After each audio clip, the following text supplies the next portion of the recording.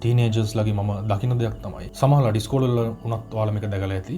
ළමයි පෞරුෂය කියන එක හිතන්නේ චණ්ඩිකම විදියට. ඒ කියන්නේ තමන් චණ්ඩි වුණොත්, තමන් අනික් අය බුලී කරොත්, අනික් අය පීඩාවටපත් කරොත්, තමාගේ චණ්ඩිකමට අනික් මිනිස්සු තමන්ට බයයි නම් ඒක පෞරුෂය කියලා හිතනවා. ඒක පෞරුෂ ලක්ෂණයකට වඩා තමාගේ තියෙන ඌනතාවයක් වහ ගැනීමේ ක්‍රමවේදයක් විදිහට තමයි ඒක සාමාන්‍යයෙන් පාවිච්චි වෙන්නේ. මොකද එතෙන්දී ඔයා උත්සාහ කරනවා ඔයාට මිනිස්සු ගරු නොකරන නිසා චණ්ඩියෙක් විදිහට මිනිස්සු බය කරලා බුලී කරලා ශක්තිමත් භාවය ලබා ගන්න. සාමාන්‍ය මිනිස්සු එහෙම උත්සාහ කරනවා. ඒක සමාජෙත් තියෙනවා දැන්.